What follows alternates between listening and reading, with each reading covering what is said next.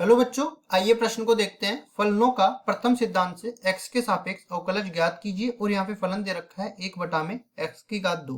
प्रश्न को हल करने से पहले इसकी मुख्य अवधारणा के बारे में चर्चा कर लेते हैं।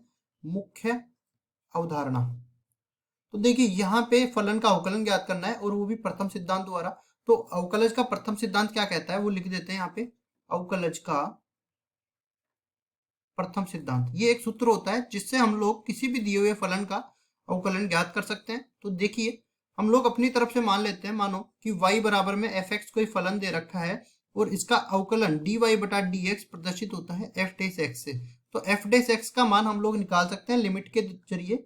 f(x) बराबर हो जाएगा लिमिट h अग्रसर है 0 की तरफ और यहाँ पे h का मान 0 से तो बड़ा होता है, ये धनात्मक होता है और 1 से काफी छोटा होता है, मतलब ये 0 के काफी नजदीक चला जाता है। ठीक है, अल्प धनात्मक संख्या होती है ये। यहाँ पे अंदर बनेगा f(x + h) माइनस में f(x) और नीचे भाग लग जाएगा किसका, h का। ठीक है, ये तो अपने पास प्रथम सिद्धांत द्वारा किसी भी फलन का अवकलन ज्ञात किया जा सकता है। इसके अलावा एक सर्वसमी का भी हम लोग उपयोग करने वाले हैं। a + b इस पूरे की घात 2 बन जाए तो ये बराबर हो जाता है a⁴ + b⁴ प्लस 2 गुणा में a गुणा में b। अब देखिए यहां से अपने पास जो फलन दे रखा है उसको लिखते हैं। f(x) ये कितना दे रखा है, 1/x⁴ दे रखा है। इसी तरह हम लोग f(x + h) का मान भी निकाल लेते हैं जो कि बराबर दे रखा है x + h इस पूरे की घात 2 के बराबर। अब ये सूत्र में सारा मान रख देते हैं तो यहाँ पे क्या बनने वाला है, देखिए f(x) बराबर हो जाएगा लिमिट h अग्रसर है 0 की तरफ और ये बनेगा अपने पास 1 में ये f(x + h) था ना, तो 1/x + h⁴ माइनस में 1/x⁴ और नीचे h का भाग लग ही रहा है। अब देखिए इसके आगे हम लोग हल करते हैं तो इसका लघुत्तम लेना पड़ेगा। तो ये बनेगा लघुत्तम, देखो लिमिट h अग्रसर है 0 की तरफ।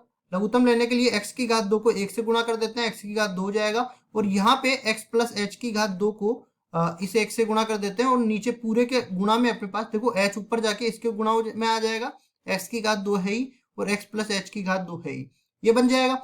अब देखिए ये पूरा किसके बराबर है, f(x) के बराबर है।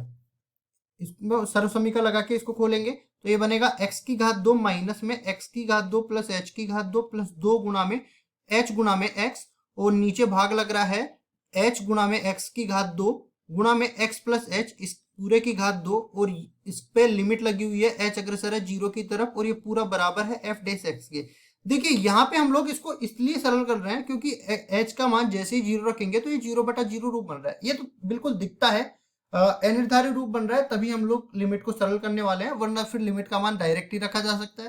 तो इसको तब तक सरल करेंगे जब तक ये अनिर्धारित रूप हट नहीं जाता।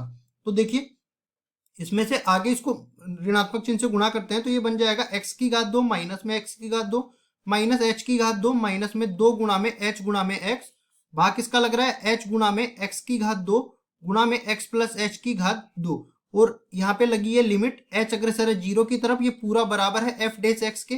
तो देखिए जो कट रहा है ना उसको काट देते हैं यहाँ से x⁴ 2 से कट रहा है और h बेनिश लेके इसमें से कट जाएगा तो ऊपर तो अपने पास क्या बन जाएगा, माइनस में h गुणा में माइनस 2x और नीचे बन जाएगा x⁴ 2 गुणा में x + h⁴ 2, लिमिट लगी हुई है h अग्रसर है 0 की तरफ। अब देखिए यहाँ पे हम लोग कोई देख सकते हैं कोई अनिर्धारित रूप नहीं बन रहा है, तो यहाँ पे डायरेक्ट हम लोग जो है इसमें लिमिट का मान रख सकते हैं। तो क्या बनने वाला है, देखो h के जगह तो 0 हो जाएगा, ऊपर तो माइनस 2x बन गया और नीचे देखते हैं x⁴ 2 तो 1 बनेगा और यहाँ पे भी देखो h 0 बन जाएगा तो ये भी x⁴ 2 बनेगा। कुल मिला के x की 1 घात तो कट जाएगी और ये -2 में x⁴ 3 बना देगा। तो f(x) जो f(x) का अवकलज है वो मिल गया अपने को प्रथम सिद्धांत द्वारा -2 में x⁴ 3 के बराबर। और देखो यही हमें निकालना था तो यही हमारा उत्तर हो जाएगा। आशा करता हूँ ये सवाल आपको समझ में आया होगा। धन्यवाद।